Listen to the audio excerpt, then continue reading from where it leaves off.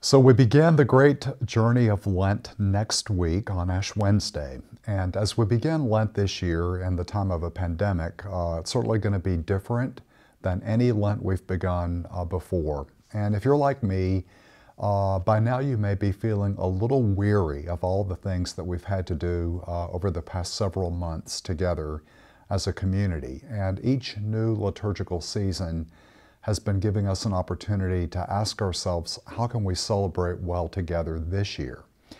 And this coming Lent is no exception. I've put some prayer and time into thinking about how we can well celebrate these 40 days of Lent.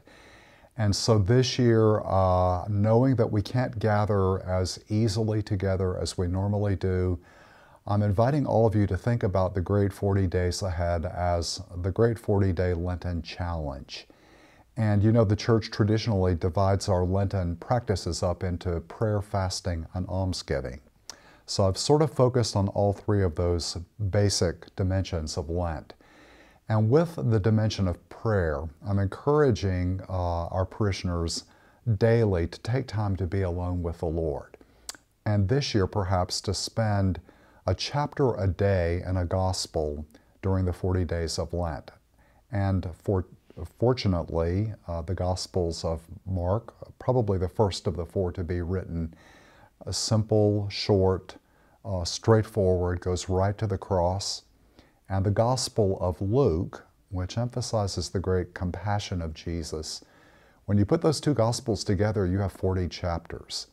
So my suggestion is start with the Gospel of Mark, one chapter a day, then go to the Gospel of Luke, and spend quiet time trying to imagine yourself at that place with the Lord in the gospel.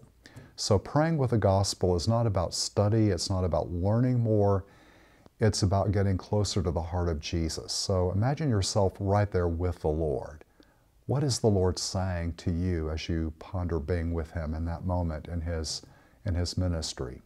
So I think if we, as a community, spend some time with the Lord in this way during Lent, it's going to be a blessing for ourselves, but also we will become a blessing for others. So the second great challenge has to do with the almsgiving, all the good things that we do for each other during the journey of Lent.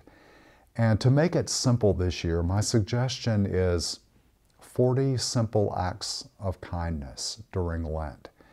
And acts of kindness, it can be calling someone on the phone to let them know we're thinking about them, writing a thoughtful note, making a contribution to a charity that helps the poor, the needy, even remembering to hold the door for someone as we walk in or out of a store. Or I experienced a simple act of kindness back during the winter.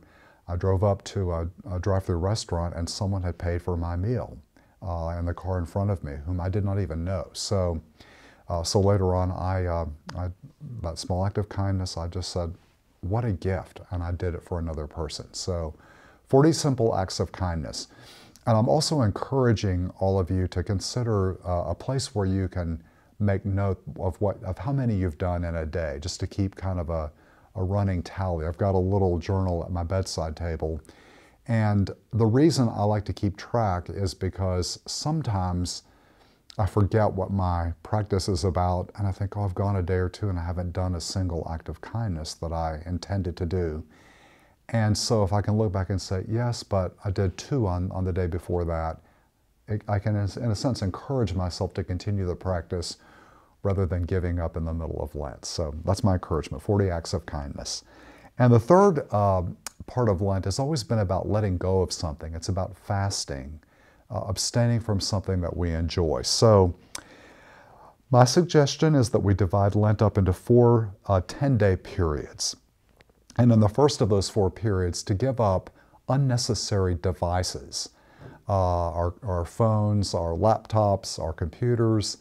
I find these days it's easy to escape into a digital world when maybe God wants us simply to be with each other or to notice what's right in front of us. So to let go for the first 10 days of Lent of these kind of unnecessary distractions.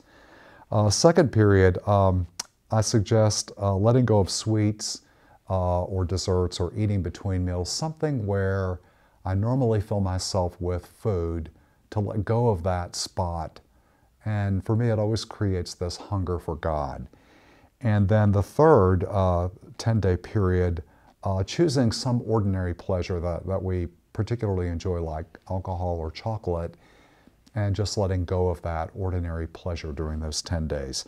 And then the last 10-day period, perhaps letting go of meat or of judgmental thoughts.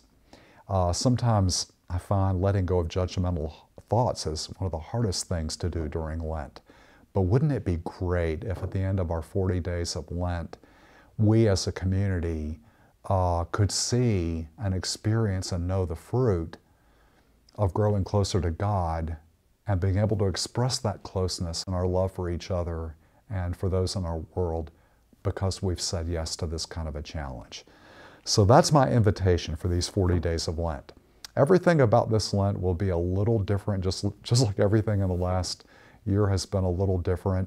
And even as we start Ash Wednesday, we received word from the Congregation for Divine Worship in Rome that this year no imposition of ashes on the forehead, but really going back to the Old Testament, the sprinkling of ashes over the head of the person who approaches the minister. So that's certainly going to be a new experience for us.